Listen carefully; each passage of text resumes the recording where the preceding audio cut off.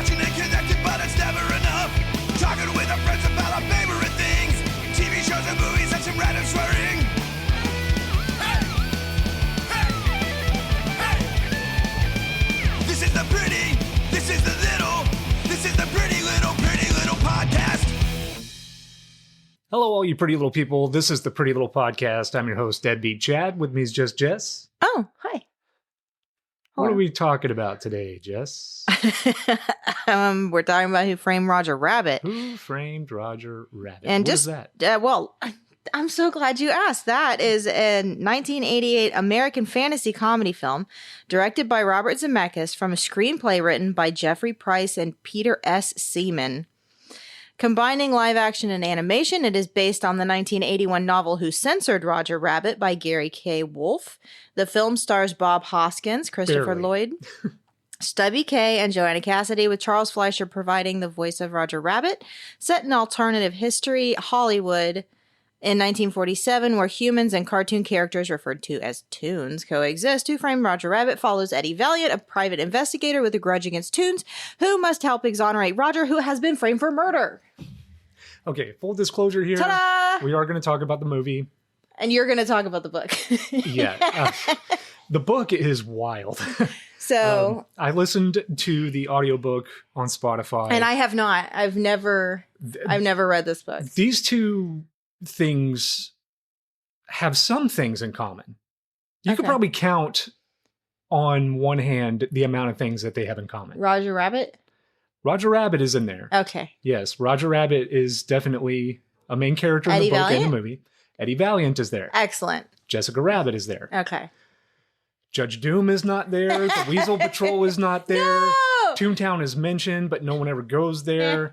All right. We'll get There is a lot of liberties taken with the film that were not in the book. But we wanted to do this because this was a piece of both of our childhoods, obviously. This is Oh, our yeah, animation season. And this was absolutely groundbreaking.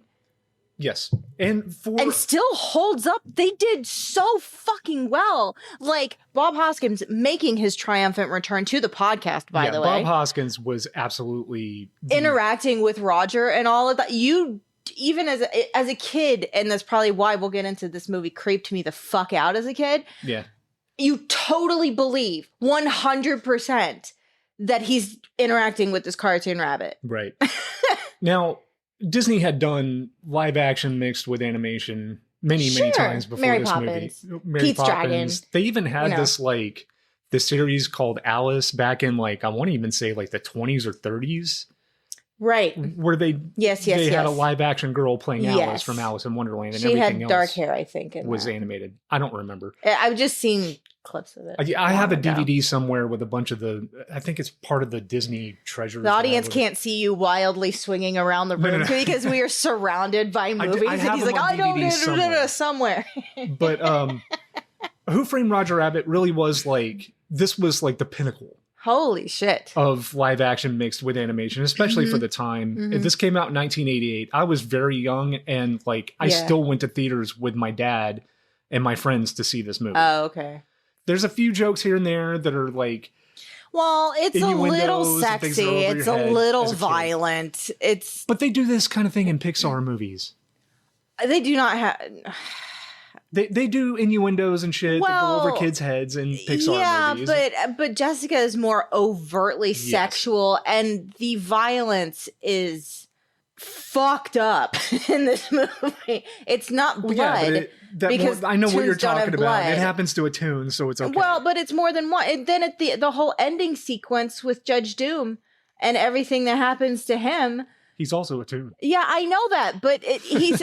You just said a toon because you're talking about the shoe that has scarred me for life. But I'm just saying, more than once, this whole concept of dip is terrifying. Yeah, it's that is horrifying. But whatever. You know, we'll get into that. Yes, but we will. Just speaking briefly on just the impact that this film actually had. This really did have staying power. Yeah. Because for all that it came out in 1988, I mean, this movie was still very, very, I mean, it's popular today, I guess. They've released many, many different anniversary editions of this. And I wouldn't be surprised if we don't get like a 40th anniversary for 4K release or something. Yeah, yeah. We have I believe the 30th anniversary Blu-ray is what we watched. I don't know. And you just put it in my PS5 and I watched it, even though I didn't need to. I've seen this movie so many times. But, you know, for all that it came out in 88, like this was still talk of the town, even in like 1992. Sure. You know, well, this came out in 88. Honey, I Shrunk the Kids came out in 89. And Honey, I Shrunk the Kids, they were really still kind of pushing Roger Rabbit with that movie because there were 3 films, including Roger Rabbit, that had animated shorts at the beginning of the film. Oh, okay. That was Who Framed Roger Rabbit that had What's Cooking or Something's Cooking, I think was the name of the short. Honey, I Shrunk the Kids had Tummy Trouble. You know, I guess you're right. And I think, if I remember correctly, there was a movie called Far and Away. And in my brain, Far and Away stars like Tom Cruise and Nicole Kidman, and it's about the fucking Sooners in Oklahoma. The third Roger Rabbit short was shown at the beginning of that film, if I'm remembering correctly. And that one was called Trail Mix-Up. What the hell are you talking about? The Blu-ray set that we have has all 3 of those included as bonus features, so we don't have to have those separate movies. But I remember my aunt loving that movie. I don't think I ever saw Far and Away. If I remember correctly, I believe it's about like getting land in Oklahoma or something like that, you know, way back when. I could be totally wrong. It's some like Little House on the Prairie type something or other. Yeah, I never saw that movie. I don't know. And that's I was why a kid. like the third Roger Rabbit short, Trail Mix-Up, is kind of forgotten other than this release that we have. I had totally forgotten it was at the beginning of Honey, I Shrunk the Kids. Yeah. But it is. Yes, absolutely. And I love that movie too. They were still promoting Who Framed Roger Rabbit. And to be fair, when movies came out back then, they stayed in theaters longer. Sure. And it took longer for them to hit home video. Oh, yeah. So this was released in 88. It probably didn't even get a VHS release until 89, around the time Honey, I Shrunk the Kids was in theaters, which is why they probably were promoting. Good timing. Yeah, exactly. And like there was merchandise for this. I mean, they're still making merchandise today. You bought me a pin from... Well, yeah, I went to Disneyland. I took the kid to Disneyland with my friend Ian in 2019, like right before quarantine and all that shit. And they have a whole section of Toontown. Yes. I went on Herbie's like a crazy cab ride or whatever. And obviously it went on to be a cult classic beloved film. There's sections of Disneyland devoted to Roger Rabbit. Yeah. We do need to say that this is absolutely groundbreaking in the fact that there's fucking Warner Brothers and Disney cartoons in the same thing. You know, Mickey and Bugs talk to each other. More than that, there's Max Fleischer. Well, I know, but Tex Avery stuff. But as a kid growing up, right, before the boy band wars of, you know, like the Backstreet Boys versus NSYNC, it was very much like Disney versus Warner Brothers. You had like kids who were Disney kids and kids who were Warner Brothers kids. Right. You know, I was a Jim Henson and Don Bluth kid more than either, but I liked Disney over Warner Brothers. Didn't get any representation in this. I know. There's a reason. Well, he and Disney were not getting along by this point.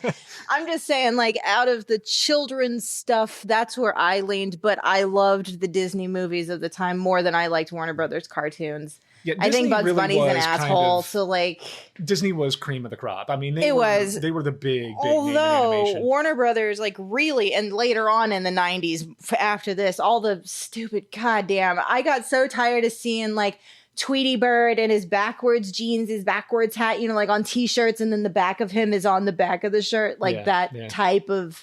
To me, that I feel became like really popular. I feel like Who Framed Roger Rabbit really kicked off the Disney Renaissance. For all that Little Mermaid came out the following year. Hell yeah. And then led into like Beauty and the Beast and Aladdin, Lion King, Pocahontas, Hunchback, whatever. Yeah, but it started with Rescuers Down Under, the Renaissance, because everybody was amazed by that movie. And I love that movie. Yeah, I mean, it's a fun movie. I wanted to ride on Mara. But I think that this came out just a year prior. This kickstarted a lot of shit. Because then also in the 90s, like, Warner Brothers bought Six Flags, right? Because we live in Texas, and Six Flags is nearby.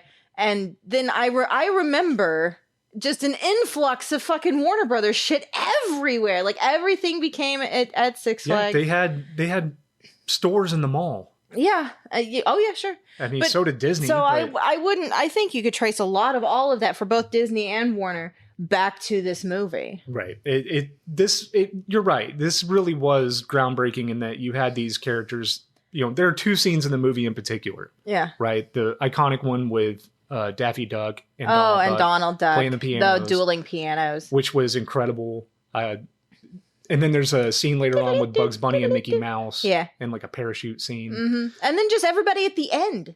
Like, you know, they're singing and everybody's there. Yeah, this must have been a pain in the ass to animate. Oh, yeah. But if you're dedicated to the art, super probably cool. a lot of fun too. Yeah. And there's original tunes in here as well. Yeah, absolutely. Roger Rabbit doesn't exist outside of this, right? No. He's not like a thing. I mean, Weasels don't. He was created for the book. Well, you know what I mean. But like, other he's than that, not no. like a random Baby Herman, I assume, is. He's an original character. Original as well.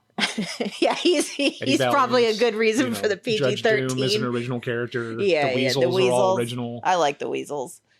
So, you know, this film opens with like possibly one of the greatest animated shorts. It's impressive. It's very impressive. To this day, it still looks fantastic.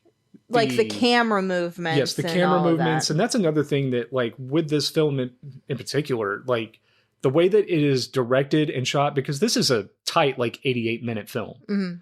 Well-directed, well-written, well-executed film, start to finish. It doesn't slow. It doesn't waste any time. It gives you some moments to breathe, but there's never, like, it doesn't drag.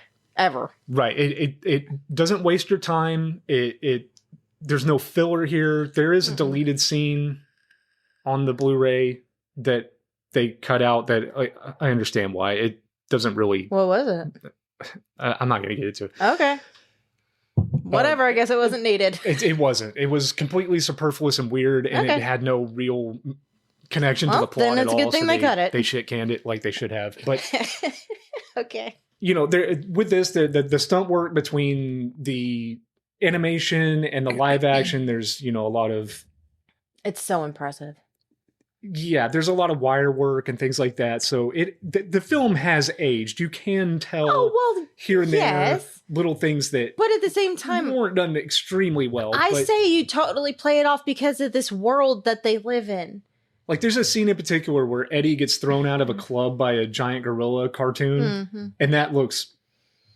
But again, bad. But because it's almost like, to me, like, in this world, and yes, I'm making excuses, but this is what my child mind, why it didn't pick up on anything.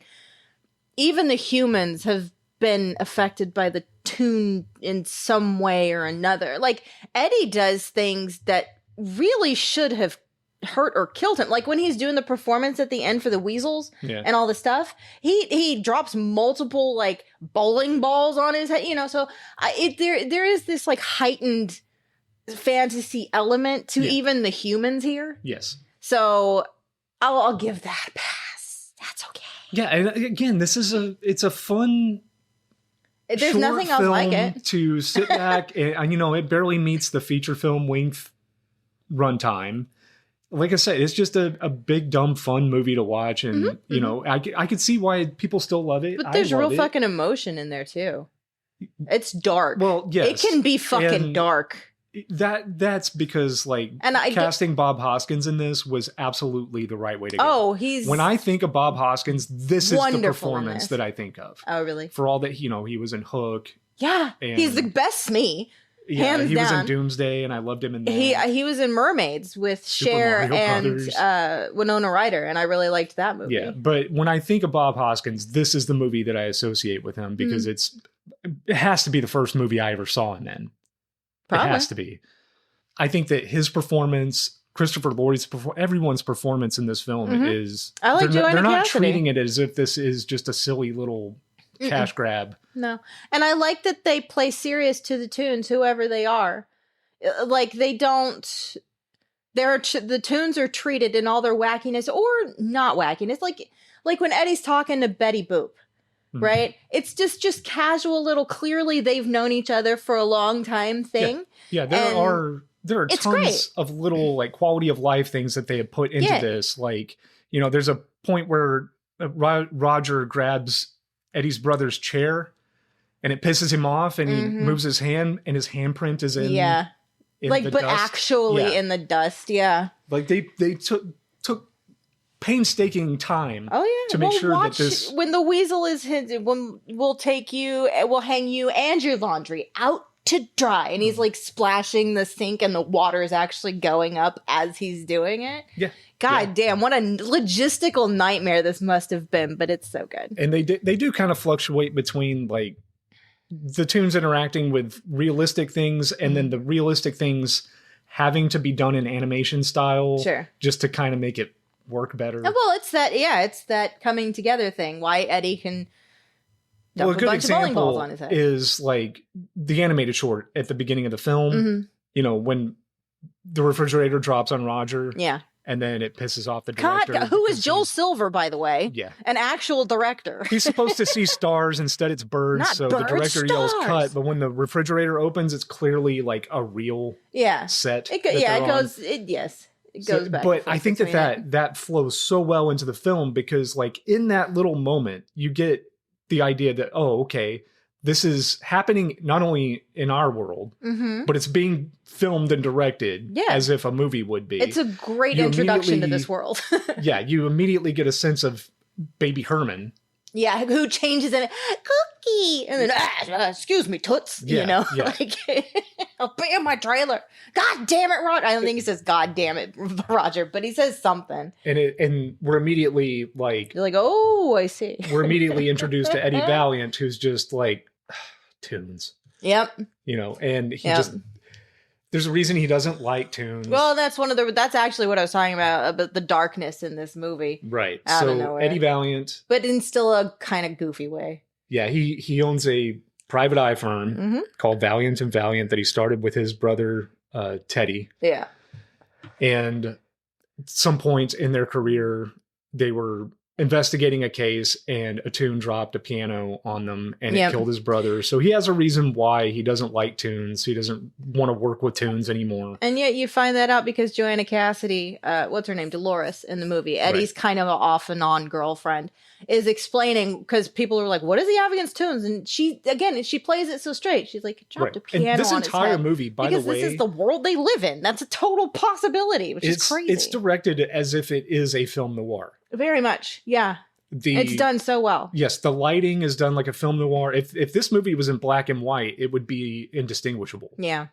I'm glad that they did it in color. Yes. It needed to be in color. Sure. But just so you know, like if you go back and you watch any... It says 1947. Yeah, if you watch any popular detective flick from the 40s, like this is shot exactly like those are. And everybody's dressed like that. Then it's like the streetcar. Everything. It is an alternate reality, 1947 in Hollywood, where tunes and humans coexist. Right. And then, Eddie walking through the RK Maroon lot. Mm-hmm. That's what... That's how they get around. Lot and type of right. It's a back lot, but that's how they get around all these characters being in one spot because instead of Warner Brothers and Disney do exist, but RK Maroon Studios is kind of like where they commingle. Yeah, because you'll never hear Warner Brothers or Disney. Well, no, that's not true because RK Maroon said he got Dumbo on loan from Disney. Right. That's what I'm saying. I'm correcting myself. Anytime these characters are in films together, it's an RK Maroon joint. Right. Instead of Disney or Warner Brothers or whatever. Yeah, because he's got most of the cast of Fantasia. And I like that it's not just the big name tunes that you have in this. You've got the little demons from the Night on Bald Mountain section of Fantasia, and obviously, the hippo and all of that. But you've got the reluctant dragon at the end, who is one of my favorites. I had that VHS tape with the cartoon on it as a kid. Yeah, there's a short little point in the film where they show the brooms from Fantasia sweeping up the studio lot. It's just little things. It's super cool. Very well thought out, very well executed. And the animation, like I said, it is good. When I watched it this past time, I've seen this movie so many times that I was just paying more attention to like shit in the background. Maybe I should have. So like I just kind of zoned out. I'm like I could don't really have dialogue or just kind of exist in the background walking by or something. Mm-hmm. You could tell that's where they kind of cheaped out on the animation, especially if they're far in the background. know, But I'd argue there's the possibility that maybe toons really do get less distinguishable when they're far away. Maybe, but any of these characters that have like speaking roles are all very well animated. I mean, talking Baby about Jessica? Herman, who is kind of a womanizer. He goes under people's skirts and like lifts them up, and he's like, ha ha. He's got an assistant that wheels him around in a carriage, and he slaps her on the ass at one point and calls her toots and all that. Smoking a cigar. And then the other character, Jessica Rabbit, who everything that this character does could be described as breastfully. Dude, if anybody bounces boobily down the stairs, it would be Jessica. This is that character. And oh my God, in the book, they go out of their way to describe every little thing that this woman does as the most beautiful sexual thing that you could ever encounter. And yet, what I like about her is she is determined to give herself depth. She's like, listen, I get it, okay? Check me out. Yeah. But I love my husband. I didn't do this. And she's intelligent as well. It's like the famous line, I'm not bad, I'm just drawn that way. Right? She does what she can to protect her husband, to do what's right. And she's definitely put forward as this like femme fatale type cheating whatever, and she's voiced by Kathleen Turner, who at the time was also one of those she's Hollywood got that starlets. deep smoky voice. So I think the casting on her was perfect. Sure. But I do like that she is like, look, I know I fucking know how I look. There is more to me than that, I promise. And I like that. I appreciate that. Yeah. So the movie revolves around a setup for Eddie to take pictures of Jessica. R.K. Maroon wants her cheating on Roger by playing patty cake. In the book, they mention that patty cake is just what they refer to as actually having sex. Yeah. But no, in the movie, it's actual patty cake. And yet the noises that the two of them make, her and, what is it, Marvin Acme? Well, the thing is, look, Roger blew his lines in the film. He can't concentrate. He can't produce the stars going around his head. He made birds instead. And it's because his heart is breaking. And Eddie is hired to get dirt on Jessica. By R.K. Maroon, who he owns the studio, and Roger's like the star. Him. Yeah. And Eddie owes money to Dolores, who's his girlfriend. Off and on, yeah. Because he borrowed money from her. Yeah. Out of the till at the bar that she works at. And she needs to replace the money or she's going to lose her job. So that's why he takes on the job, because he doesn't really work for Toons. He doesn't want to work for Toons, but he needs the cash. The whole point is, R.K. Maroon needs proof that he can show Roger that Jessica is cheating on him so he can dump her and get back to work. Right. That's the whole point. Yes. And she's cheating with Marvin Acme, who is like the rival. Well, he owns like all the Acme like stuff you see in like Warner Brothers cartoons, I assume. Yeah, he's a novelty. I bet he loves Wile E. Coyote, who like constantly orders shit from him. Right. I guess it's kind of assumed that he's the one that makes all the like props and shit for the cartoons. Yeah. The anvil, the anvils, the bowling balls. Everything he goes after. But he also makes like novelty products, like hand buzzers and disappearing ink and shit. And disappearing, reappearing ink. But he's obnoxious as fucking hell. He's this old guy who's very like, and just like salivating over Jessica. And she feels obligated to go along with it because I'm trying to remember why she says that she did that to begin with. It was something to help Roger out. I don't remember, but the whole reason she was playing patty cake and all of that with Acme was to help Roger. By R.K. Maroon. Yeah. To get the pictures. That's right, because he said that he would never let Roger work in this town again if she didn't do this and blah, blah, blah, blah, blah, blah. And I don't think that Marvin Acme was aware. I think he was just a pervy guy. I think he was a pervy old guy with a hand buzzer looking to touch some cartoon titties. Sure. That's what he was. There is a B plot to this movie as well that revolves around Judge Doom, who is... He's the guy behind the scenes of a company called Cloverleaf, Yeah. who is buying all the public transportation so that he could dismantle it. It's the craziest. Forcing people to buy automobiles because he wants to get rid of Toontown and build a freeway. Yeah, this whole thing is about a freeway, which is insane to me. And but it's kind of genius in its own way because, like, what?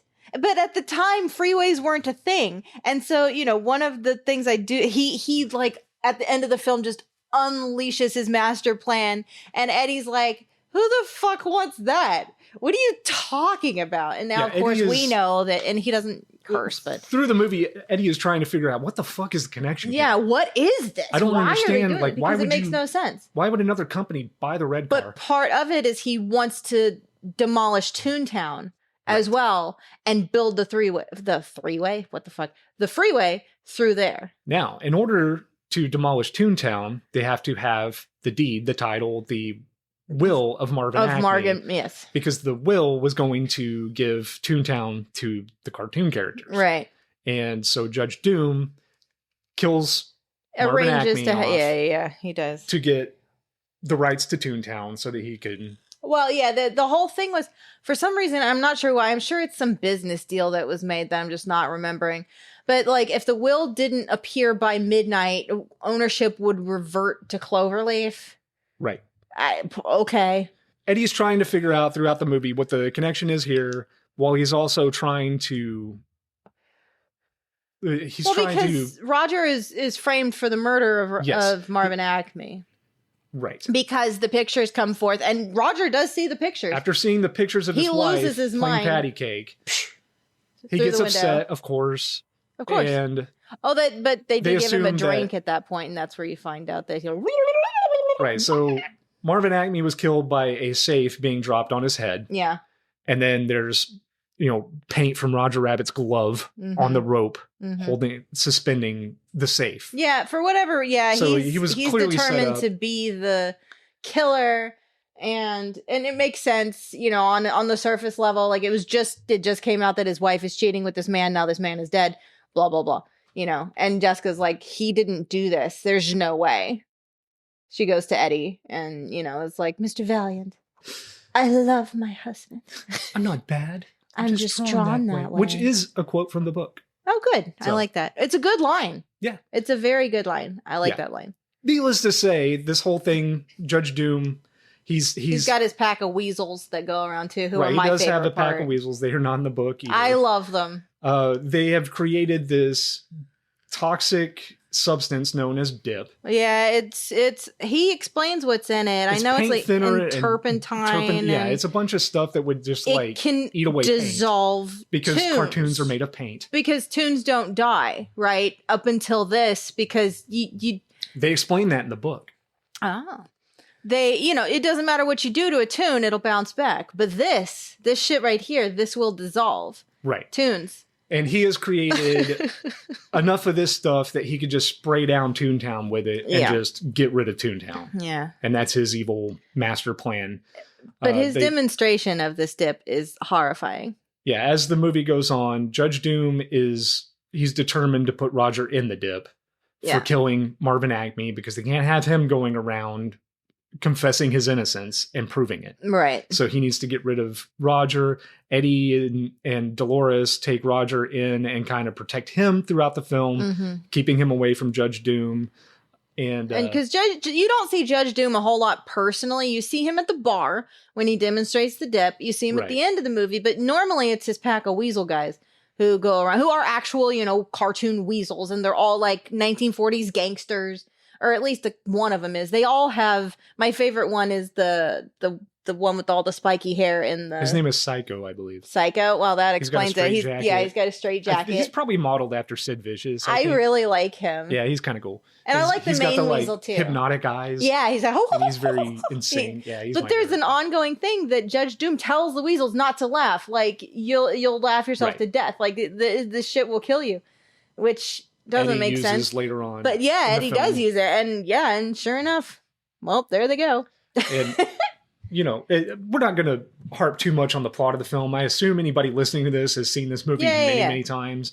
But it's not about Herbie. He's mainly cool. what I want to gush about for the film is just what it did to, what it did in the advancement of animation and how, especially live action and animated films would kind of merge together. Mm-hmm. And, there's so much that went into making sure that this was believable, down to creating this entire way of shading the animation to react with lighting. Mm. And there is like our real lighting, right. like actual lighting. Yes, there are. I believe it was computer enhanced effects that they would overlay on the animation to help the lighting effect to sell the fact that these are interacting with light, because that is important. That's one of the things that there's a lot of things that you wouldn't pick up on if it's done correctly. If you don't get lighting right, oh man, in anything, in a drawing, in animation, it does not work for me, and it really does remove me from it. And I can then it just looks like a bad Photoshop job.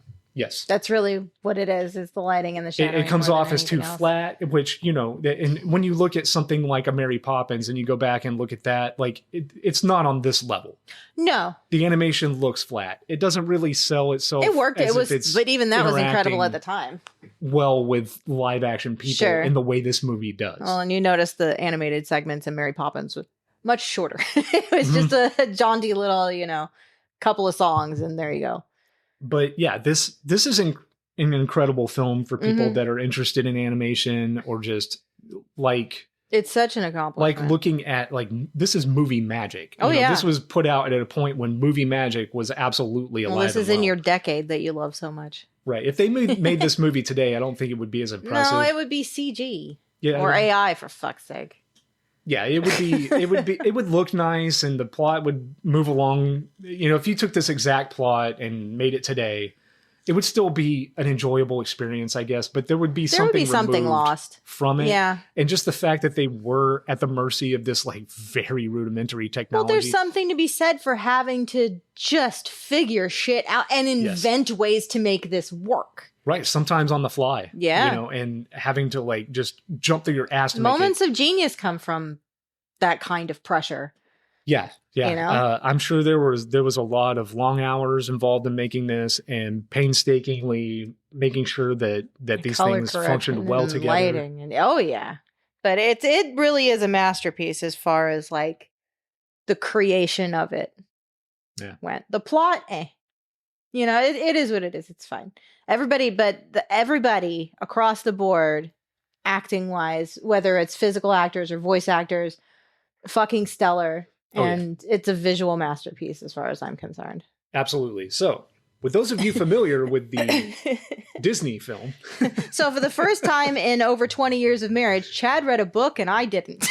I listened to an audiobook. It counts. I will go on record and say, because there's this whole thing of, does listening to an audiobook count as reading? I am a publisher. Yes, it does. And we don't even produce audiobooks. I'm just saying, yes, it fucking counts. So, go ahead.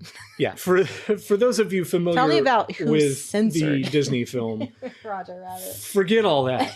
Okay. With the exception of 5 character names.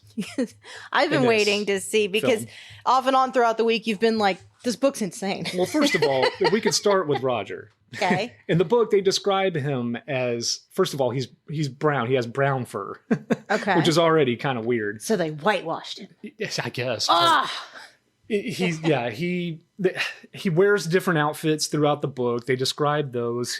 Gone. Is he more like an actual rabbit-looking rabbit? Right. Gone are the red suspenders, the orange gloves, the bow tie. The bow tie that you would recognize. That's gone. Tell me he wears tweed suits. That would be amazing. He in the book, he kind of dresses more like a clown. Oh, ugh. Yeah, it's very, very strange. But and he's not a... He wears tennis shoes. A clown with tennis shoes. Because they mentioned his giant tennis shoes that he wears. Oh, okay. It's very strange. Well, he does have big feet in the cartoon. So. Eddie is a PI in the book. Okay. He does not have a brother. A Toon did not kill his brother. In this world, you have two factions of law enforcement. One for Toons, one for humans. And they should not mix. Okay. It's because mainly humans have just such a disdain with Toons because they kind of are just invading their space. Toontown does exist, but they mention it like twice in passing. And it doesn't seem like the Toons actually want to live in Toontown. It's just there. They have like bungalows and apartments and shit in San Francisco, which is where this takes place. Maybe it's the Toons that don't have like jobs in the business that live in Toontown, just average Toons or whatever. And when they get into the business, and by the business, I mean, yes, there are Toons that like they do film cartoon. Okay. But most of them, and especially Roger Rabbit, are more in comic strips. So comic strips so strange are the big thing with this. Why does it matter if a Toon can make the comic strip? There's a whole thing based around like having photographers that actually take pictures of the comic strip frames. And the Toons Oh, so he themselves, doesn't draw them. No, they're not He's drawn. just like, right. like they're posing? photographs taken by a photographer. Oh, okay. And when they speak, their words come out in word bubbles. In bubbles. And my God, this is the one thing I hate about the book. Because every time Roger talks or something, Eddie has to describe the word bubble because they change depending on their mood. Oh, so it'll be like spiky if he's angry or something. Yeah, kind of like that. If he's sad, it'll be a mopey balloon. Now, sometimes the balloons will they'll deflate like an actual balloon. Sometimes they'll crack like a mirror and fall to the ground. Sometimes they'll turn into dust and leave a pile of dust on the floor.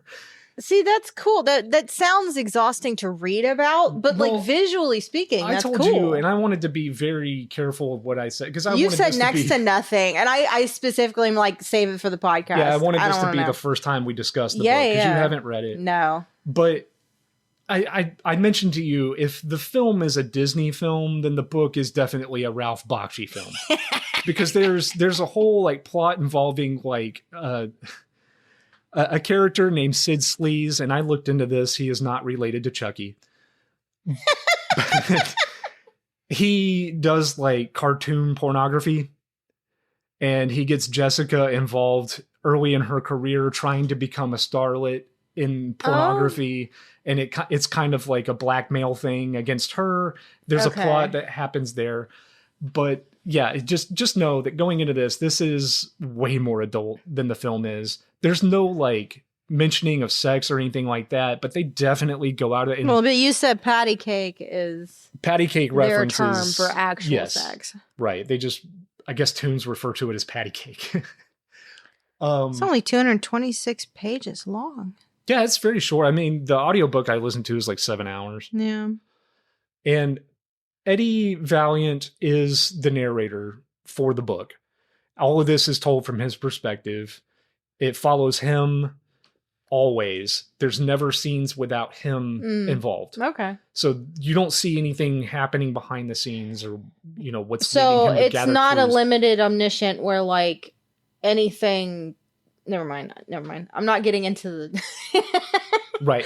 Sorry, I'm getting publisher. If anybody is interacting in the book, Eddie is part of the scene. Right. Do things happen where he doesn't know? Like, it doesn't matter. Shut up, me. Right. Dolores does not exist in the book. Eddie does not have a girlfriend, which is probably why every time he's around Jessica, he's just horned up. He goes out of his way to describe her in different ways throughout this that is just kind of... It's a little cringy. This book was written in 1981. Yeah. It's very... Are there any turns of phrase that you remember that particularly stand out when he's describing There's one her? thing in particular that I did remember, and I wanted to write this down because I wanted to recite it, but I'll just go off the top of my head. Just paraphrase. It's fine. It was him talking about Jessica Rabbit. She was lighting a second cigarette from the previous cigarette she was smoking. Yeah. And he was like, she was lighting a new cigarette off the butt of an old one, the same way that you would see like any B girl in any B film in any B-town in the world. But when she did it, it was like the most seductive thing he had ever seen. She when you say, he's like, she wrapped her lips around the filtered end of the cigarette and sucked in a rhythmic fashion. Oh my goodness. Dimming and lighting the end of the cigarette. That is what would happen, yeah. It spelling out the word temptation in her own secret code. It was just like, God. holy shit. Okay. Yeah, it's that type And of, I promise you, Jessica's over there just like, why are you looking at me? This book is written, it's written like one of those like, hey, copper, see? Yeah. You want me to squeal? I'm giving you no soap, see? Yeah, I'm looking at the cover of it on Wiki right now, and yeah, I see Roger.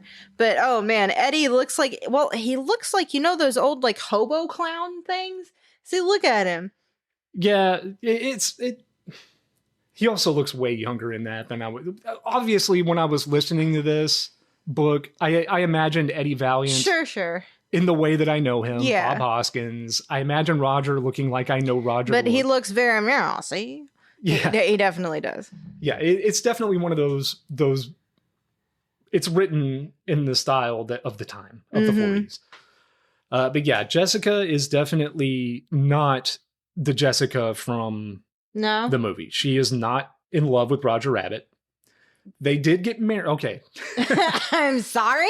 R.K. Maroon doesn't exist. That whole plot Okay. doesn't exist. In this, it's Are there Disney and Warner Brothers characters though? yes. Okay. Yeah, they mention comic strip characters. They mention Warner Brothers characters. I don't know that they mention Disney characters. Yeah, but except like Disney, he'd had to get Bugs Bunny is approval mentioned. for Dick all Tracy is mentioned several times. Like that. Oh. there's a whole like small bit scene involving Dick Tracy. I wish that someone had hired Eddie Valiant and Dick Tracy to investigate each other.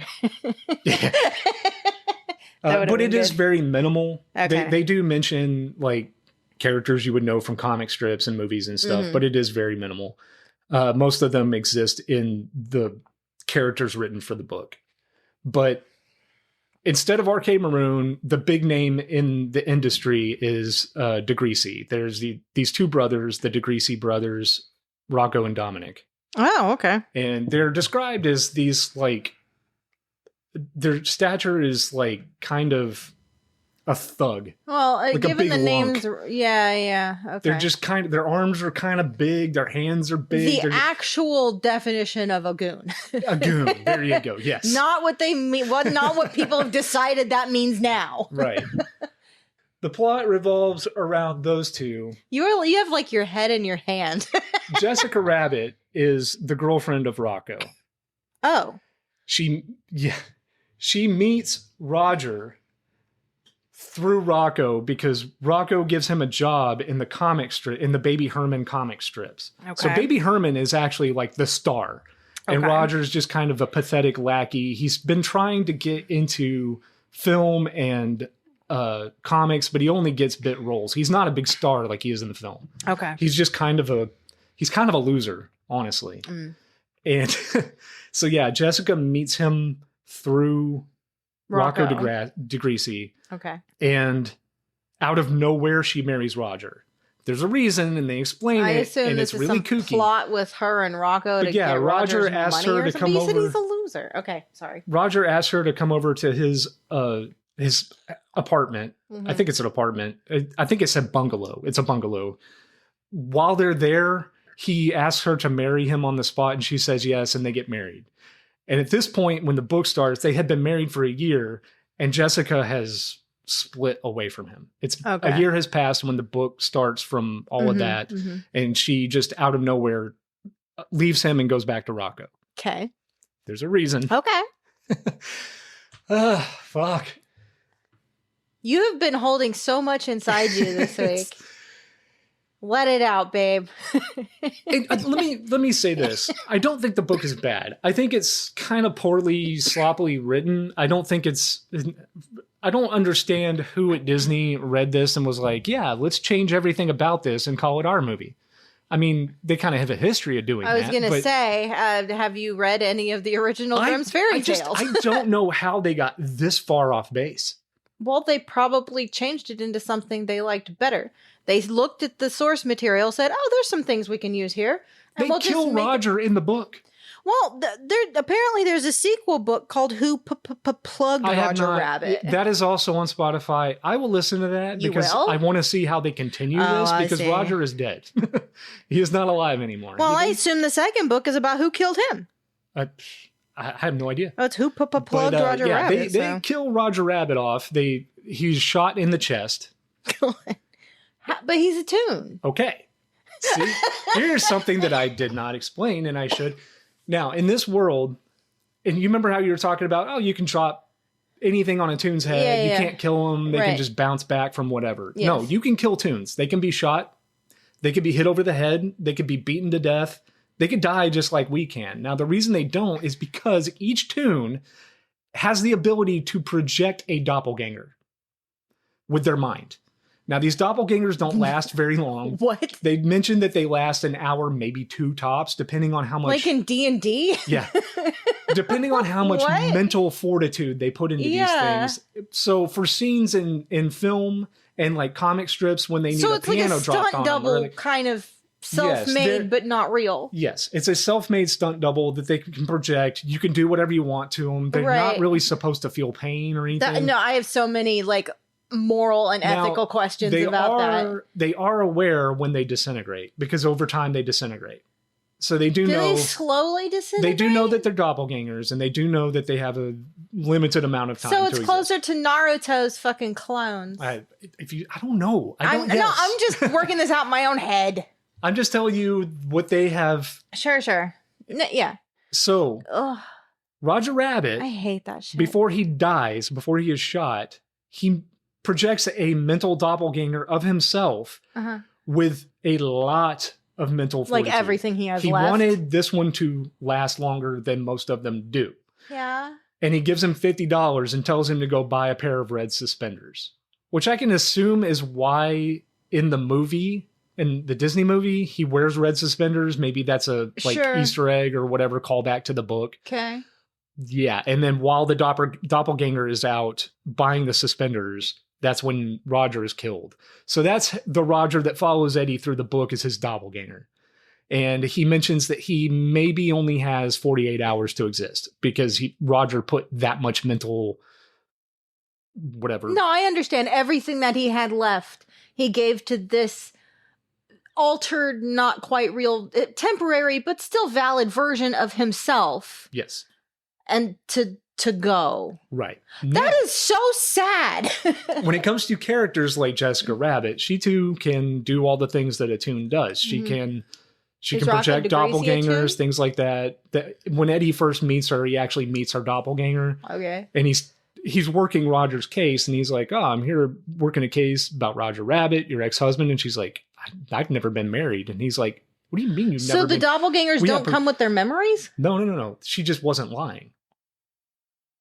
Oh, because the doppelganger, The doppelganger has not was not met. married to Roger. Oh, Jessica I see. was. So that's how they that get opens up a lot of weird shit too. Yeah, so when it comes to the book, that's how they put the Okay. red herrings and shit in there because you don't know if he's talking to a doppelganger or not. And I assumed, when I was listening to this, I assumed that the DeGracie brothers were cartoons Yeah, that's why They're I was human asking if they're in tunes. the book. And I was like, oh, this is the Judge Doom situation. Right, They're where he's actually secretly a cartoons. toon. And I was only half wrong. What, they're half tunes? No, One is I thought they were one's a tunes. doppelganger of the and other? one was a doppelganger. Yeah, And yeah. they weren't actually brothers. Okay. But it turns out that they were actually okay. I'm getting ahead of myself here, but You were so funny explaining this. when it comes to Jessica, yes, she can project her doppelganger. Sure. Now, some tunes can suppress their word balloons, which is why in film, Okay. it doesn't show what they're saying. Is Their that word so? It's balloons like a don't mental come up. skill they have to train into themselves. Right. Okay. And so I Okay. assume they don't explicitly say it, but I assume that that's why some characters are able to do film and some are not. And Mm-hmm. even the ones that do, like Roger had a bit part in Alice in Wonderland. Okay. And Was he the March Hare? No. Oh. That was Bugs Bunny. He got that role. But because- he's even a brown rat. Whatever. God damn it. No, that went to Bugs Bunny. But He even was he the mentions how white pissed rabbit? off he was about it. I don't know. I'm but- trying to think what other rabbits were in no, Alice in Roger Wonderland. gets a role as a dog. Like a background character in Okay. Alice in Wonderland. He can't even be a background rabbit. Right. But he doesn't have a speaking role. And I think Okay. that's because he's not able to suppress his word bubble. Okay. Jessica can. Now, they mentioned that some of these tunes are able to pass more as humanoid Right. than others. Jessica is a humanoid Okay. who can suppress her Because she looks like a word person bubbles. if a cartoon and can Right.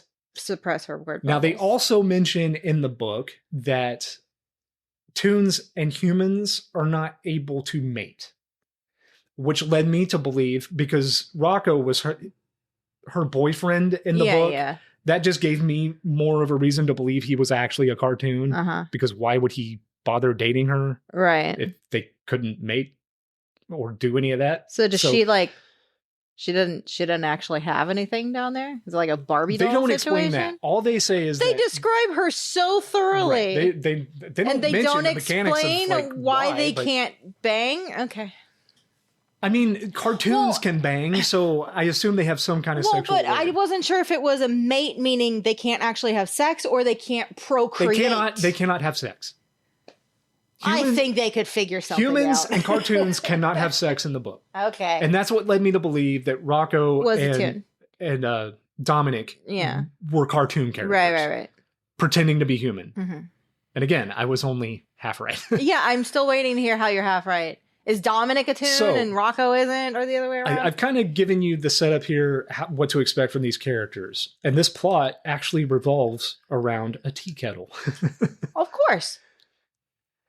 So when Sure. Roger did the bit part in Alice in Wonderland, he took a prop to Okay. remember the experience From the Tea Party. from the tea party scene that he was in. Okay, but where he didn't play the March He Hare. took- yeah, right. He took the tea kettle, Okay. not knowing that tea kettle was a very important tea kettle. I don't know if I Okay. really want to spoil, because I do think Well, that, then, okay, if you don't want to have it on the podcast, you need to fucking tell me later, because I'm never going to read Yeah, this I book, will- but I I'll tell really you, want to but explain about this tea I kettle. will say, anybody that is very familiar with the film, just go listen to the audiobook or read the book, because it's you will not predict where this Did you plot is like going. it? Yeah, overall? I thought it was fine. Just it very, had very me- different. I think, like I said, I think the writing was just a little kind of lazy, but and I really hated how every time Roger spoke, Eddie made it a point to describe his word bubbles. I think that was really unnecessary. But other than that, I would yeah. say sometimes, maybe in times of extreme emotion, that would make sense. Roger but much is like- always in a state of extreme emotion. Oh, well, all right then. Jessica has left Well, but him. he's also a doppelganger too, so he has no chance of suppressing his word bubbles when right. talking He's only to a Eddie. doppelganger after they kill Roger. Right, I know. He spends the first maybe 8 or 9 chapters as Roger oh, before okay. the doppelganger shows up. But the doppelganger still Does feels. Eddie know that he's the doppelganger? He still has feelings for Jessica. He still remembers things that they did. He still has a memory of them being married. But she and was loving never her. married. But when Jessica, she's the doppelganger. Jessica was never in love with Roger. She so had no sad. interest in him whatsoever, at all. Why did she get what is this? I will tell you. I don't want to give it away. Come on, man. But We anyways, spoil everything on this show. Roger. Okay. All right, look, just stop listening to this and go. Stop listening to the episode and go listen to or read the book if you don't want it spoiled. If you do, keep listening, whatever. But You've set all this up. I gotta know. Roger takes this tea kettle from the set of Alice in Wonderland Right. to take as a souvenir of his time in the film. And Which people do. That's From what I understand. something that Jessica and the DeGreasy brothers really, really want. Okay. It was never meant to be a prop. This was a tea kettle that is... It's a magic lamp. Okay. So it's got a genie in it? There was a genie in the tea kettle. There's supposed to be a dormouse in there, but okay. Right. So the DeGreasy brothers were born as cartoons. They have used the genie lamp To become human. to become humans. Oh. That was their first wish. They Okay. each had 3 wishes. Right. Both of them wished to be human, Okay. and then both of them wished to be successful in this business thing. Sure. And they both have 1 wish left. Okay. And then Jessica should have 3 wishes as well. Jessica wants it because she wants the 3 wishes. Yeah. She has not had any wishes yet. Right. That's what I'm saying. But if they're all in this together, they should be able to do their third wishes and then give her 3 wishes. Jessica really couldn't care less if they get. She just wants. She doesn't care about Rocco either? Right. They never. What the fuck? Yeah, they never. No, she doesn't care about shit. Oh She cares my about God. her and her alone. All right, get fucked, book Jessica Rabbit. Is very much Man. in this for herself. She does not love anybody. She doesn't care about any of these people. She wants. So She's that's using why everyone to get Rocco and her this tea hatched the kettle. plan for her to marry Roger so she could get the tea kettle? Yeah. Okay. Roger managed to make wishes without knowing. Okay. One of his wishes was for Jessica to marry him, which is why Okay. she just says yes out of nowhere when he proposes. Oh, so that wasn't really part of marries. her plan necessarily. Now, you don't know Okay. yet, but the genie, who shows up at the end of the book and Yeah. has a scuffle with Eddie. Eddie fights a genie from Yes. a tea kettle. This is amazing. Okay. The genie mentions that Roger made these wishes without knowing because Roger just used the tea kettle as a tea kettle. And just It was always happened on. to He just say kept it wishes when he was holding it. right. He kept Okay. it on his stove in the kitchen, and the words that you use. God, what were the what are the final words of When You Wish Upon a Star? Like the last. Oh my God, I don't remember. I don't like God damn Pinocchio. Well, I have the lyrics to When You Wish Upon a Star if you want. It's the last line of the song. Well, it says, like a bolt out of the blue, fate steps in and sees you through. When you wish upon a star, your dreams come true. Yes, that's what it is. That's what you have to say?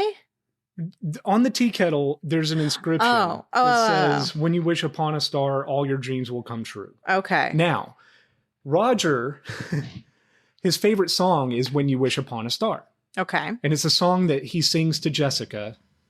He sings it to her While holding it? when he invited her over for the first time to come to his apartment. What a He's strange playing first "When You encounter. Wish Upon a Star" on the piano, and he's singing it, and okay. he utters that last line, which makes Activates the teapot? it or activates kettle? the genie. Okay. But the genie is tied to the pot. He can't move around. Right. So when Roger did that, the genie appeared in the kitchen and he couldn't see Roger. Roger couldn't see him. Right. But because he activated him, It's just so it's a spoken thing rather than rubbing the lamp 3 times. right. So But then you still have to make your when wish. Roger does that, the genie has been activated, Okay. and that's when he proposes to Jessica. The genie takes that as his wish. All right. Well, So that's kind of bullshit on the genie. says, That's "Yes, I'll marry you." But the genie does mention later on that it's one of those like monkey paw situations. So you get your wish, but it's kind of like not what you really want. Yeah. It's one of those like he kind of twists it around because the Sure. genie is just a genie. He doesn't give a fuck. It's not like Aladdin genie where he's like nice, really. Where he's The- Robin Williams. Right. This is kind of a demon. Well, He's like a Persian a lot demon. of is a Ifrit jinn type Right. thing. So he kind of twists your wishes. So he gave Roger his wish. I'm sure he resents being but a fucking genie. he only allowed her to be married to him for a year, which is why Oh. Okay. after a year, Jessica is just like, "Fuck you, I'm out of here." Okay. Like she doesn't love him at all. I feel like it She would doesn't be feel better anything for him. served for her and Rocco to be actively in love and working together to get this teapot. And that's why she agrees to marry him, because then he can get close. But then after a year, it hasn't worked. So fuck this. I'm going to leave and let's try another plan. But this is the editor in me going back to edit a book that came out before I was born. So Right. The genie is very vengeful. He hates being a genie. I don't doubt that. He wants revenge on people that That's not really The- fair, though, because Roger didn't intend to do he it. grants wishes to people. He wants revenge on them. Yeah. The only way that you can suppress the genie is to drop him in the ocean. Okay. Sure. So that's kind of important later on Right. because it has really less to do with the ocean and more to do with salt water. Okay. So Well, it's in mythology. There's different things where you drown something back to sleep, like some power or some artifact or whatever. And sometimes salt plays a part in the purification of it. I don't know whether any of that's intentional, but just from a mythological perspective, so that makes sense. in the book, Roger Rabbit, the actual Roger Rabbit, Yeah. hires Eddie. Not the doppelganger. Right. Right. He claims that someone is trying to kill him. Okay. He Which is hires correct. Eddie. He hires Eddie to figure out who it is, basically. Okay. Now, the whole time that Eddie is doing his thing, his shtick, he's going around talking to people, Roger is tailing him. Because Roger's big thing in life is he wants to be a detective. Okay, so he's like, what is he like pretending to be like Eddie behind him or whatever? Right. He's just watching and learning. Eddie finds out that he's trailing him and he's like, you got to stop doing this, man. You got to let me do my job. Yeah. Let me work. Let me do my job. And that's, you know, you find this out after he's already a doppelganger. Okay. The doppelganger follows him around too. The actual Roger Rabbit follows him around, but once Roger dies and the doppelganger takes over, that's the doppelganger mentions to Eddie, I've always wanted to be a detective. I only have like 48 hours to live. Can you please? So Eddie does know that it's deputize me, let me be your partner. Yeah. And I want to help you solve this case of who killed me and all this. So Eddie does know that it's a doppelganger and that Roger has been killed. Yes. Okay, that was my question. Right. Or is it just kind of a swap? At the end of the book, you're like, whoa! Because he goes to Roger's bungalow to basically give him what he knows so far. Update, yeah. And when he gets there, he finds Roger slumped over his stairwell or the railing of his stairs. Yeah. And he's dead. Oh. And he looks at him. He's got a big hole in his chest, out through his back. All the blood is on the floor, and he is dead. So Toons bleed? Yeah. And Eddie goes back to his like office or whatever? Sure. Studio office. And Roger is there. And he's like, what the fuck is going on here? And that's when Roger explains to him, I'm a doppelganger. So are doppelgangers well known? Yeah. Or is it like a Toon secret that Eddie's let in on? Yes. So I don't think Eddie is aware until after he meets Jessica's doppelganger. Because when he meets Jessica for the first thing, he's like, "Oh, that's just a Toon thing." So but humans know that Toons can have doppelgangers, yes, and suppress their word bubbles. Yeah, because like I said, Jesus Christ, I would never trust anyone in this entire world. story is narrated through Eddie. Right. Everything we know is told through Eddie. Yeah, so I understand. He obviously knows. No, I was just curious if it. Well, but he could also be telling it after the fact. So I wasn't sure if this is in present tense. About that, I guess. Is it I am or I did? I assume that just the way the book is written, I feel like it is. He's narrating as it's happening. Okay. It's like his inner monologue. Yeah, sure. While he's on this case. I get it. Okay. I was just curious because it does make a difference as to, what he would know when and all of that. Okay. Right. Got it. So, yeah. Present tense. Yikes. That's rough. They're trying to figure out who censored Roger Rabbit. Now, when Roger was shot, like I mentioned, the Toons, when they speak, their word bubbles appear. Yeah. And he finds the word bubble containing his last words. Oh my God. Which it was something along the lines of, that's not fair, not my Jessica, or something like that. So if you don't know what's actually going on. That's crazy. He says that in the movie too. He's like, not my Jessica. Yeah, it implicates that Jessica killed him. The way that his last words were written, it makes it sound like he was talking to Jessica. So that's another tie to the movie where Jessica seems to be the bad guy. Yes. When she hits him over the head with the frying pan. Well, yeah. Puts him in the trunk and everything. And she is she is believed to be behind all this in the movie, just like in the book. Right. It's a misunderstanding. Because, like I said, Eddie finds Roger's final word bubble and he reads it. And this is really sad. Yeah. I don't give a shit about Roger Rabbit really in the movie one way or the other, but I feel for this one. I mean, there's a part My where God, he seems like an actual genuine guy who's just trying to make it in this fucking business, and he seems pretty pure. Yeah, and he does come off as kind of a pathetic creepo too, because he's so into Jessica, but I feel like he kind of really does love her. So he's a bit of a simp. So what? He spends this whole movie Eddie is he's trying to tell Roger look, man, Jessica ain't into you, brother. You gotta get over this. Well, to be fair, and he's like, she married him immediately. So from Roger's point of view, she loves me, and I know that she would never have left me if it wasn't for Rocco. From Roger's point of view, the first time they hung out, he proposed and she said yes. So, if you really are that naive and a bit of a simp at the same time, right? He's gonna blind himself to anything else that might speak to something else, because holy shit, my wish came true, even though, Yeah. Well, I mean, through throughout the book, I mean, it does a very good job at like following clues. Uh-huh. It really does. And Okay. I mean, eventually it leads up to a point where Eddie finds out that like when Jessica was 18 years old, she did cartoon porn, Right. like actual porn, like Right. hardcore porn. I got you. I And- got it, Chad. I'm just saying it wasn't just like tasteful nudes or something. This is something that would Tasteful effectively nudes. end her career. Sure.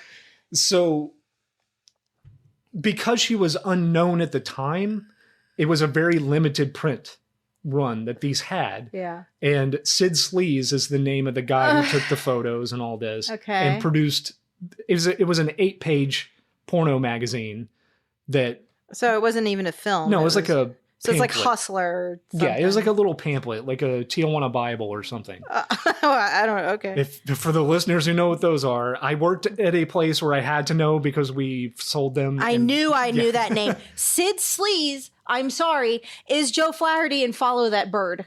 By the way, it's the same name, which again, now Follow That Bird makes its triumphant return to the podcast. We did an episode on that movie. Sorry, you said Sid Sleaze and I was like, no, I know that. Why the fuck do I know that name? Yeah, sorry, go ahead. Yeah, so Eddie gets his hands on a copy, like one of the very, very, very few copies that exist. It cost him $200, which in, Wow. in the 40s Damn. was a lot of money because, yeah. you know, when, like I said, Jessica was a no name when she did this. She was just a beautiful cartoon that, and they mentioned that the way that Sid Sleaze did that, and by the way, he's not a cartoon. He is a human Okay. that dabbles in cartoon I like to think pornography. that this is the same Sid Right. Sleaze. Yes, it and is. like It's after a- all this happened, he just the timing matches he up. met up with The his novel brother. was written in 81. Follow That Bird came out in 85. I'm just It's possible. saying. I'm just saying. So He started a new thing with his brother, and Yeah, they started it's- kidnapping Big Bird. it's kind of important that he's not a toon because humans and toons don't really interact in this way. So Right. it's more So described it was as like a strictly fetish. business. Oh, I see. Right. So, but the way that Jessica mentions it, because like I said, Eddie gets a copy of this, Mm-hmm. and I forget the title of the magazine. It was real dumb, but you know when he's talking to her and he's like, "Hey, does the title blah blah blah? Does that ring a bell?" And she's like, "No." And he mentioned she looked Scarily taken similar. back, Oh yeah. my god. Oh, I see. because I see. she's lying. She said she doesn't remember the title of it, but Right. and then he plops the magazine down. He's like, "Well, what about this?" And then she's like, "Okay, you got me. I did this, but you have to know that like whenever I went, it was supposed to just be Sid Sleaze told her that he could make her a star. She came to his apartment to meet with him to become a star, to talk about And there was a getting black her couch. in the biz. While she was there, she was roofied. Oh no. Only to the point where she still had all her faculties about her, but like her inhibitions. yes, were her gone? inhibitions were completely Oh gone. my It was like God. some tune drug that he slipped in her drink. Right. And so, yeah, she could do the act. And because she was so But it wasn't uninhibited, she really wanted to. her. But yes, she's choice. telling Eddie that like, if I was not roofied, I would not have done this. I'm not Right. that kind of woman. I seriously just wanted to further my career. Anyways, after this interaction, Holy shit. you know, Sid Sleaze tells her, "You can do this again, but I'm not going to drug you. If you come back and do this again, it has to be of your own volition. I'm not going to force you into doing this. But I do have the negatives and all that. So if you want to turn me into the police or whatever, I have blackmail on you, whatever. I will ruin any Wow. career you would have." Joe Flaherty, what the fuck, man? So she just kind of, and she was like, "I figured the print run was so low anyway. It was so limited that not many people got their hands on this. I was 18. It was before I became a star. No one would have recognized me. So I just wanted this to be." Hopefully the it would past. just, yeah. Damn. So Eddie brings this up to Roger, and, you know, he mentions that he doesn't know, but he's like, you know, no way my wife would have done this. She wouldn't have done this on her own volition. She was made to do that. Like the whole. He's not wrong, but though. I gotta say, I really don't like Roger Rabbit in the book. Oh my God. I'm over here like. Eddie is a much more interesting character. Every other character in the book besides Roger is far But more interesting. Roger wasn't wrong. She didn't choose to do that. He just comes off as this like. You just don't like simps, is what it boils down He comes off to. as this pathetic simp that just wants to be a star and can never make it work. That sounds sad to me. But it doesn't make for an interesting character. Well, especially since he doesn't ever change. Well, doesn't he's killed ever before he change. ever had the chance to. Well, Never mind. again, he doesn't change in the book. He is one-dimensional as hell. And he is hell-bent on, even to his own detriment, because at one point, Jessica wants to hire Eddie to clear her name as the killer. Yeah. And he's like, no, I'm not doing that because it's a conflict of interest. Oh, sure. No, that's fair. I'm representing Roger. And she's Right. like, Roger's fucking dead. And he's like, yeah, dead or not, he still hired me. And Yeah. at this point, No, she that's doesn't fair. know, Jessica doesn't know he projected a doppelganger. Oh, well. And Eddie doesn't even want to still. tell her for obvious That reasons. doesn't matter. So he's like, dead or not, he hired me for 3 days of work and I'm doing the 3 days of work. Yeah. So the doppelganger is even at one point in the book saying, I'm firing you and I want you to prove Jessica is innocent. Okay. Even though everything points to her being his killer. But she didn't And do he it. has given him all the evidence in the world that she did not love him, did not want to be with him. At this point, they don't know there's a genie involved, obviously. But that doesn't change the fact that Roger was actually right. Yes. So, Except for she didn't love him. Well, okay. She was drugged into doing She the was porn drugged and into all doing that, it. but Did she at the kill end of him? the day, she doesn't. did she kill him? No. So he was right. You'll ever guess who did? The tea kettle. No, because that's the You're genie. half right. Oh. So someone made a wish to kill him? No. Accidentally? No. Did Eddie do it? No. No, he was very much intentionally killed. Oh. And yes, the tea kettle played a part in that. But it didn't. So it Can was you guess who killed him? Dominic DeGreasy. No. Oh, I just waited for him to do something in this book. I don't know. Is it someone you've mentioned so far? Yes. Oh. Was it Jessica? You said it wasn't Jessica. No, it wasn't Jessica. Was it Rocco? No. That seems too obvious. What would be attached to the tea kettle as a character that I have mentioned? Was it Pinocchio? No. I'm not going to get it. I mentioned the tea kettle. Yeah. I mentioned In that Alice in Wonderland. I mentioned that there's a character that comes out of the tea kettle. The genie. Yes. Yeah. The genie killed Roger. I said the genie. Oh, did you? God. I thought you said DeGreasy. No, I said, was it the tea kettle? Wait, that's the genie. And was there a wish? And then I said, was it Dominic DeGreasy? It doesn't matter. Anyway. So the genie can act on its own volition too? Yes. And that's what it Then was. why is he be so pissed about being a genie? Okay. So as I had mentioned, the previous times that Roger had summoned the genie, he was unaware. Roger unintentionally wish for the genie to kill him? No. He was Oh. unaware Damn it, that would have been cool. that he was summoning the genie because the right. genie was in the kitchen. He was in the living room. Right, They I could still not say see that each shouldn't other. count, but sure. Right. It shouldn't. But he died on the stairway because the stairway had a direct line of sight from the kitchen. Okay. So Roger So the was... genie had a shotgun? No, Roger was walking through his bungalow singing When You Wish Upon a Star because it's his favorite song. Yeah. When he mentioned the secret words that activated the genie, the magic words or whatever, he was on the staircase and the genie was able to see him and he shot him. Why did the genie have a The shotgun? He just did. Oh. They don't mention. I guess he could conjure up whatever he wants or needs. I think He has a gun at the end when he pulls it on Eddie. Well, I don't know. I didn't read But this yeah, book. Okay. That's stupid. the genie shoots Roger. And that's why. And when you look at it in context of the book, because at the end of the book, Eddie and the genie have a conversation about, but how it this all doesn't came free about. the genie. No. So it's not like if the genie cannot- kills the person this who is not currently has Aladdin. it. This is not the genie cannot be freed. You can't wish the genie free or anything like that. He is tied to this thing forever. The only way you can suppress it is by throwing it in the ocean, right. or containing it within salt water, Okay. which is how Eddie thwarts him at the end because he goes to Rocco and Dominic's studio. Okay.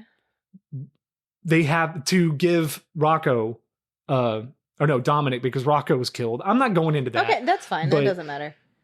Dominic, his brother, wants the tea kettle.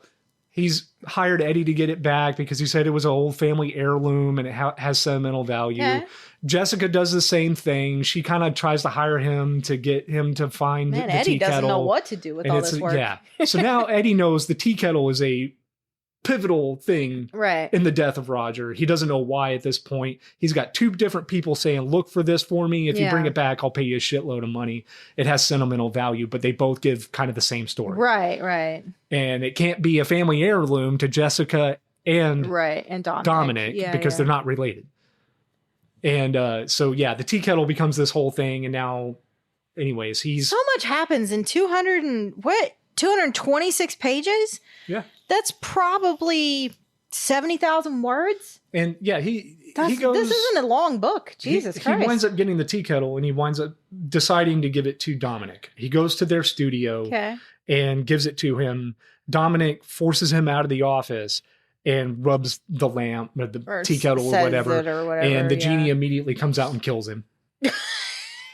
But Eddie is listening through the door to all this happening. So, Genie just kills whoever summons him now. The door's locked. Eddie busts his way in and he is face to face with this genie that has a gun pointed right at him. That is so silly. You know, he's doing what he can to talk to the genie and get information from the genie. Genie's about like, the get case off my lawn, leave my tea kettle without alone. being killed. And that's when the genie gives all this away. He's just like, I fucking hate being a genie. It sucks being a genie. Put me in the fucking ocean. I will always be a genie. I just want revenge on anybody who makes wishes, wants to make wishes, what have you, whatever. But again, Roger didn't even know he was doing it. No, he didn't. That's terrible. That's the way the book is written. Like I told you, the book is kind of sloppy. Why did he start by granting wishes and then just decide to start killing everybody out of nowhere? I'm not asking you for answers. I just, as an editor, I'm pointing this out. Doesn't make any fucking sense. The book does not explain. So how does Eddie know to put it in the ocean or seal it in salt? That I don't know. Now, he does mention through narration. The genie isn't like, dude, just fucking throw it. Like, I don't want anybody bothering me. It could have been, I might have been doing something else when I was looking I was just at curious. that, It doesn't really matter. All I know is whenever Eddie busts in and he sees the genie, he knows he's like, but they do wrestle. I mean, so the genie does have like they a do punch each other and shit. form, they put each other in headlocks. But the genie didn't shoot him, even though he had a gun. No, he kicks the gun out of his hand. Ooh, hi-ya! Yeah, all right, Eddie. He mentions that he I think he said he drew his own gun, shot him in the arm, and he dropped the gun. And then they get into a scuffle or whatever. And Eddie does mention through narration that he knew the only way, he's like, I know and he knows the only way that I can get rid of him is to throw him in an ocean. And that's a long walk from here. Well, that's very handy. How am I going to do this? And he notices that the DeGreasy brothers have a fish tank. Oh, saltwater. A saltwater fish tank. Okay. So that's when Eddie grabs the tea kettle, he holds it over the fish tank, and now the genie is like, don't do it. I don't want to I'll give you anything you want. Anything. And he's like, I want Roger back, and then drops him in the ocean. Well, he was like, I'll even give you 3 wishes. No funny stuff, no monkey paw business or whatever. And he's like, I only want 1 wish. And he's like, yeah, name it. And he's like, I want proof that Dominic DeGreasy killed Roger Rabbit and his brother Rocco. I want definitive proof so that he's trying to clear Roger of any wrongdoing. And he's also trying to clear Jessica. Well, Roger is it's assumed that Roger is the one that killed Rocco. Oh, okay. So he's kind of like the Marvin Acme. Right. In the book.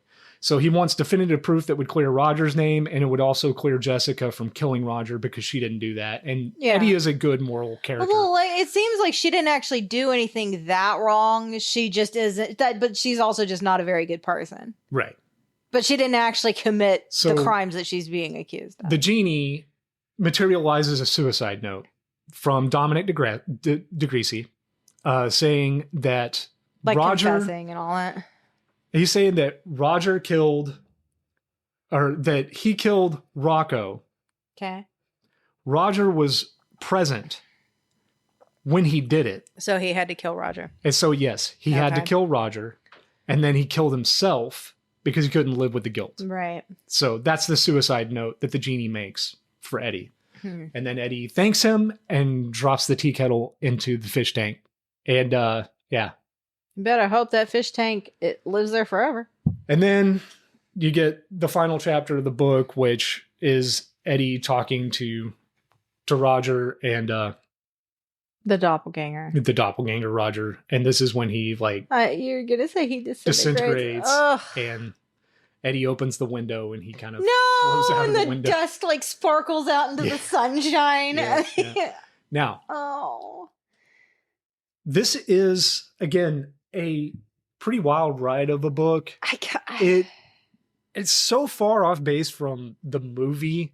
Like, the source material that the movie had was so far off that I don't even know how it managed to I don't even know why they bothered. If they were going to change this much, like Benny the Cab isn't in the book, but there is a character named Benny the Beetle.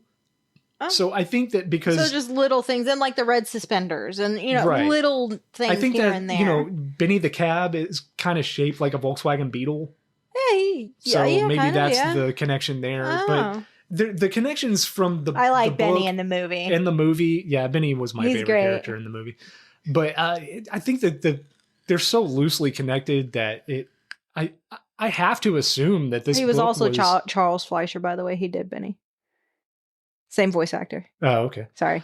I have to assume that the book was like some kind of bestseller for them to. It must have won an award or something to get put on Disney's radar. I don't know. It doesn't say anything. I mean, the wiki at least doesn't mention any awards or anything. Although it was last edited 13 days ago, which is so random. Yeah, I don't know. I mean, you look at things and sometimes there's entire YouTube channels devoted to. There's one that I watch off and on, Lost in Adaptation. Yeah, it's a whole thing. Take Stephen King. His don't even works get have me been started on The Shining. brutalized on film. Yeah, and some just don't translate well to that medium and should just be kept. Because what can actually be super heart wrenching and horrifying Go read in Lawnmower written form, Man and then watch the movie. Or Same situation with this Roger Rabbit business. I don't know. I don't know how it got brought to their attention, but I assume they saw little elements of something that then they could take and make it entirely their own, which is Disney's MO. That's what they do. Yeah. I guess it was just nutty and wacky enough. Reading books was big back then. People...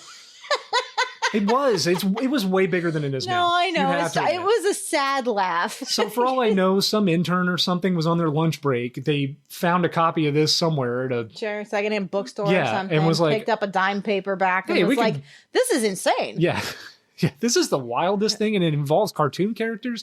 Can we get the rights to these cartoons? Can we put them in a movie? Yeah. And they worked from there. Who knows? However, it doesn't really matter. At the end of the day, the book sounds very interesting. It is very different. But it did result in like a classic and a true achievement in despite its animation. Better efforts, it did result, like you said, in a very cherished It's its film. own thing.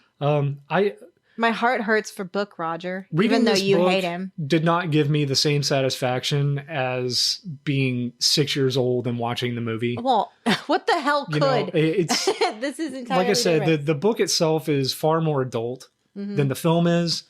I think that, if you have access to the audiobook or if you just buy the book or something and you're just interested, I know I just ruined the hell out of it for you. Well, who cares? There's still something about going through it yourself. It sounds to me like there's a lot of plot points that are really kind of interesting, some things that don't make any sense and or aren't well explained. Yeah. And the prose itself might be kind of rudimentary from what you're saying, but or pedantic, like just repeating itself. Yeah, and I mean the way that it's written, like I said, I don't think it's. But there's interesting ideas there. Yeah, there are. Yeah, I mean it's a hell of an interesting concept. Don't get me wrong. I mean the fact that like all these things were just kind of mixed because today we have in things a very like, short book, relatively speaking. We have things like Ready Player One. We have like mishmashes. We have people out there making T-shirts with mashups and things. Mashups are a thing. Well, now we have people doing AI with that shit. Yeah, but for 1981, for this to come out, this had to have been like the most original concept of, putting all these well-known comic strip characters together in one story, making them part of the plot, but also not the main characters, was really well done. And the way that, at least with the audiobook, the way that Eddie is narrating definitely does give you a sense of the time. But, just things like, I went back to my office and I decided to let my bottom drawer buy me a drink, and You get the idea that he has like He's got a bottle in Bottle his sta- desk. yes. Yeah. Which does track with movie Eddie yes, as well. and who is an I alcoholic. think that type of thing in the book is really well done. If you want to hear like lingo and just like slang and stuff from the time, and just this interesting way that Eddie has about like describing things, the descriptive text is very good. I just don't think the story itself is all that well written, but I was looking at the wiki while you were talking. There's 2 different covers for this book. The first one I showed you. Mm-hmm. It's darker in tone and only shows a shadowed Roger from the back while Valiant's face is unshaven. There was a later edition that shows a clean-shaven Valiant while Roger's face was brightly shown. It was panned out and showed the city during day in the background. It also shows a speech bubble coming from Roger saying, "Help! I'm stuck in a mystery of double-crossers, steamy broads, and killer cream pies." Both show author Gary K. Wolfe modeling as Valiant. okay. That's it. I just thought that was really Okay, so interesting. the author of the book is on the cover. That's why Eddie looks like he does. That's Spotify crazy. cover is different. It's black and white. It's just silhouettes of Eddie and Roger in a city. Okay. It looks like they're standing on a Help! rooftop. I'm stuck in a looking mystery down of at the double city, crosses, steamy broads, and killer cream pies. and the word bubble is the title. Oh, okay. Roger Rabbit is saying who censored Roger Rabbit. But yeah, the audiobook looks very different. Well, But that's often the the case. audiobook was also released in 2019. Sure. So, and I know you said whoever did the narration there, you did mention one of the very few things before we started recording that you talked about was his impression of doing female voices, specifically Jessica. Yeah, you definitely have to understand. I'm sorry, women tend to do better men voices than men do women voices in narration. That's one of the things. If you're going to listen to the audiobook, just know that it's a male narrating the book, and Oh, Roger. they go on and on talking about how beautiful Jessica is. Yeah. Every chance they get, they talk about every line of her was written, or every line of her was drawn. When Eddie first sees Jessica, he mentions that,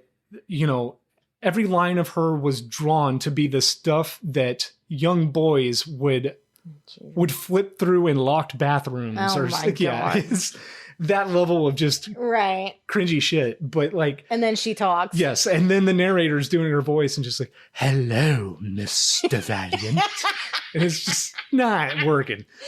Yeah, Because I've heard female narrators do like super sexy, like deeper male type voices, but then they can do the women well.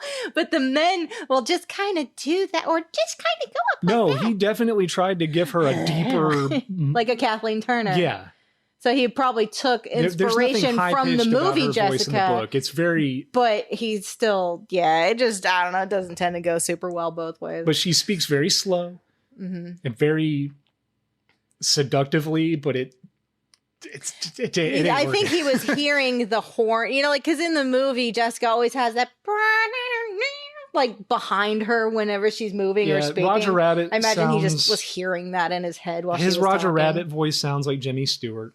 Oh yeah, he did say that too. Which is kind of funny because he was in Harvey, and Yeah, which is the yeah, rabbit connection. yeah. But yeah, it's interesting. But I knew nothing about this book, and yeah, it's vastly different, but there's interesting things here. I kind of wish it could be ripped apart and rewritten, but that's the editor-publisher in me. I think- but there's a lot to work with here. That sounds cool.